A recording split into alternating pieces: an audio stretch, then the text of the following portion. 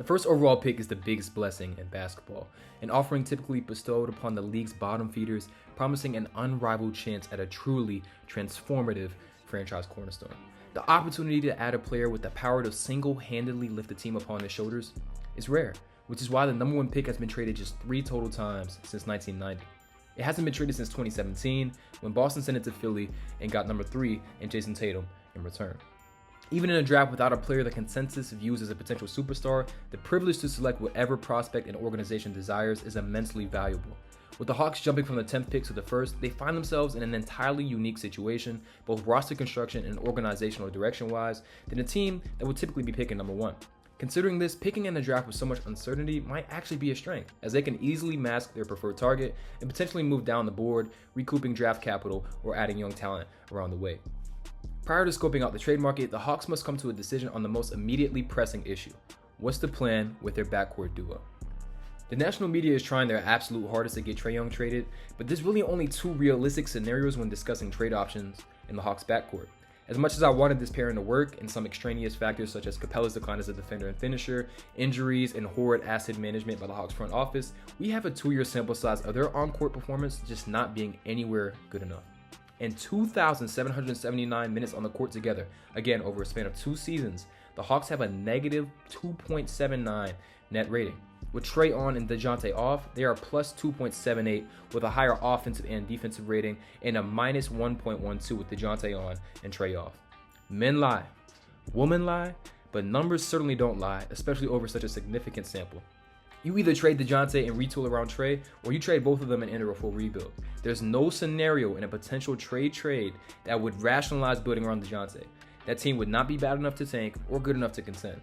DJ turns 28 this season, so he isn't a viable piece to enter a rebuild with, no matter what the uninformed national media tries to tell you. Both guys would need to be traded to truly bottom out to teams such as Orlando, New Orleans, San Antonio, Brooklyn, Utah, or Los Angeles. The Hawks would likely look to recoup their picks from San Antonio and pick up some young pieces such as Trey Murphy, Devin Vassell, or Anthony Black. For all my pessimists and those who think the roster is rotten to the core, this is a great option. The Hawks become the next team to follow the OKC blueprint, punting on their established stars and stocking a ridiculous amount of draft picks while drafting at number 1 and being bad enough to probably pick top 5 in the 2025 draft if they can get their pick back from San Antonio, which is full of potential franchise players. Now, there are a couple problems I have with this approach. A lot of fan bases reference OKC's rebuild like it is easily replicable, when the biggest reason they've been successful is SGA's outlier development. In most instances, trading 2 MVP caliber players does not net you a future cornerstone immediately. As of right now, the Hawks don't have a player anywhere near the caliber of SGA. Now, of course, OKC could not have envisioned in 2019 that he would become an all-NBA first-team caliber player, but the point remains. Whoever the Hawks takes at number 1 comes with a lot more uncertainty as far as their franchise cornerstone upside. Jalen Johnson's my guy. I think I really believe in him more than anyone else, but I don't see him becoming a number 1 option either. We've seen lottery luck cripple rebuilds in the recent past as well, with the Pistons picking number 5 in back-to-back years despite having the worst record in the league. There's also no guarantee, I would say that one time, there is no guarantee the Spurs will return the Hawks draft picks, especially since those picks become infinitely more valuable if the Hawks enter a rebuild. With their luck finally turning, the Hawks have been presented an opportunity to build a sustainable roster around Trae Young, with his skill set unlocking the ceiling of each and every complementary piece. Punting on that chance to pray for the basketball gods' blessing yet again, especially with such an extensive list of draft-related mishaps, is incredibly risky. I'm not saying there's zero chance the Hawks trade this summer, especially if a team comes with a Godfather offer, but I believe the Hawks will not explore this option unless Trae explicitly demands a trade, which to my understanding, he has not expressed this. Now that that's out the way, we can move with a bit more clarity. Landry Fields and the Hawks held a media availability about a week ago, where Landry stated the Hawks were likely to hold on to the number 1 pick and make a selection, as I guessed in my first video, seeing as this is the first time the franchise has ever had the number 1 pick.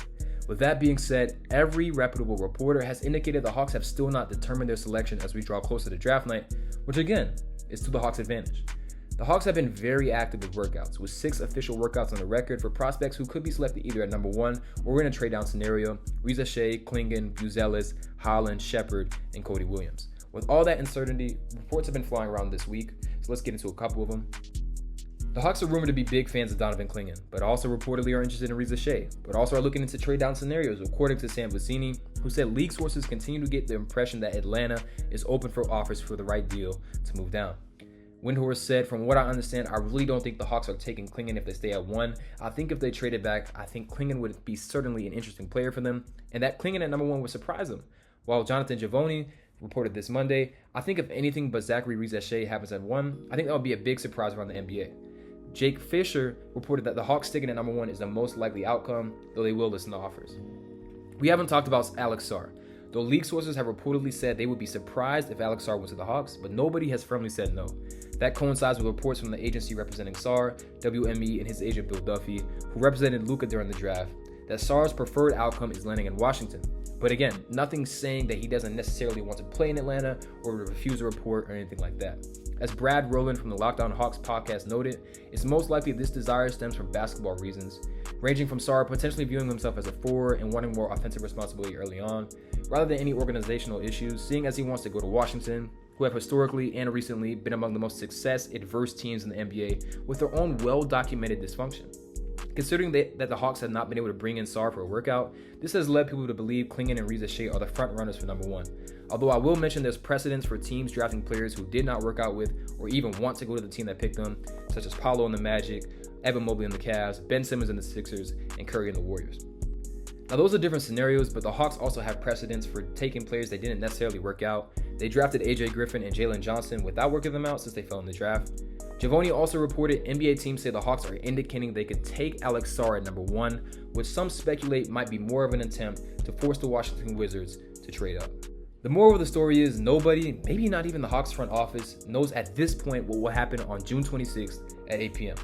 All indicators are that the Hawks want to make a selection in this draft though, so we'll exclusively explore the trade scenarios that have been floated around with various teams trying to move up. The most popular trade down scenarios I've seen involve San Antonio, and that makes a lot of sense from the Hawks side. Of course, San Antonio owns our picks for the next 3 years.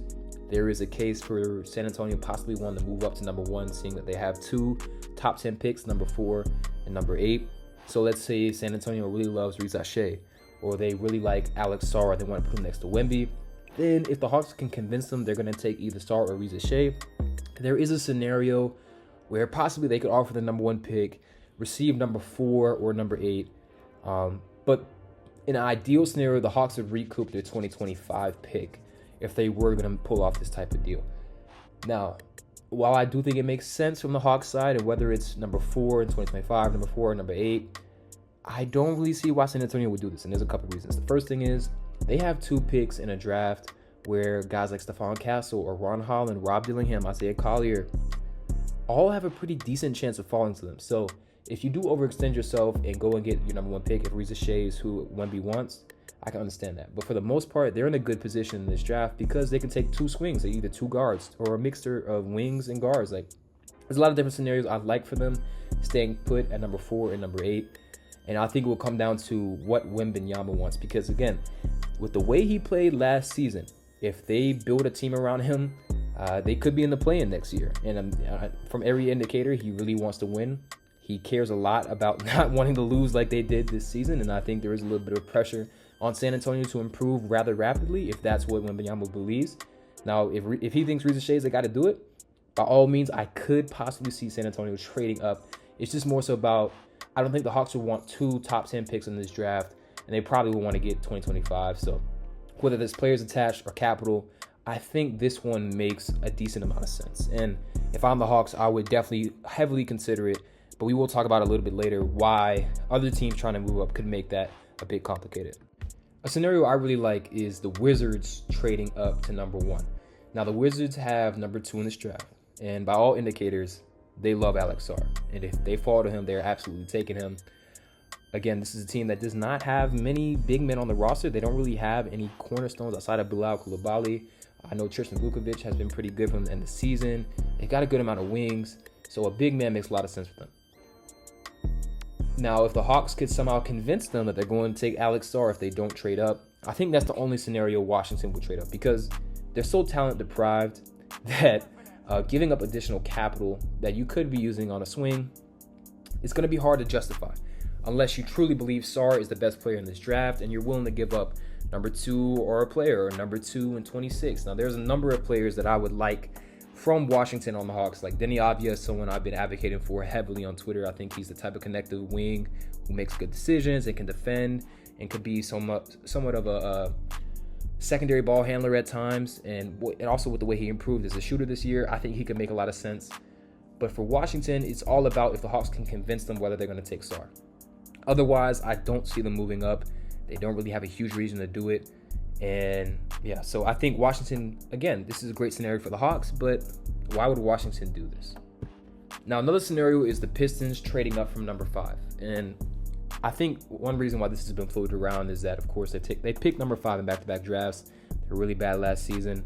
Cade needs some young shooting talent around him. They probably want to take another look at Duren being a full-time 5 with his defensive concerns, and as much as he functioned as a nice play finisher next to Cade, I do think they need a good amount of spacing on that team. So for somewhat of a scenario with the Pistons, I think the Hawks would be looking to get Jaden Ivey. And Jaden Ivey has killed us every time we played against him. He has the type of athleticism, verticality, burst that I think would be a really nice fit next to Trae in the backcourt.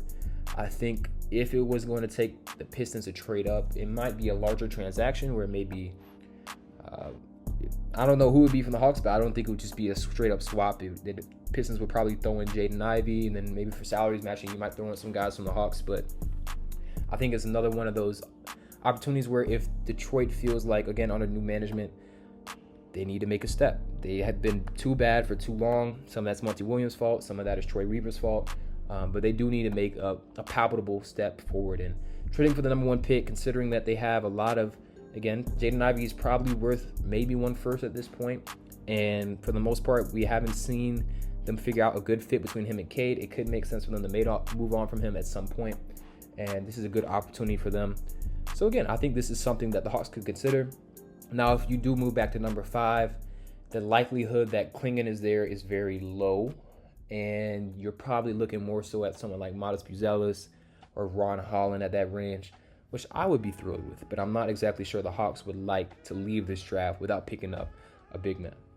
With those scenarios laid out on the table, the Hawks cannot trade the number 1 pick until draft night, and they have to actually select a player, which means there's a scenario where you could see the Hawks take Zachary Risacher. I would be absolutely devastated, and for 15 minutes be in pure agony as I contemplate the possibility of Risacher being the number 1 pick in a Hawks uniform.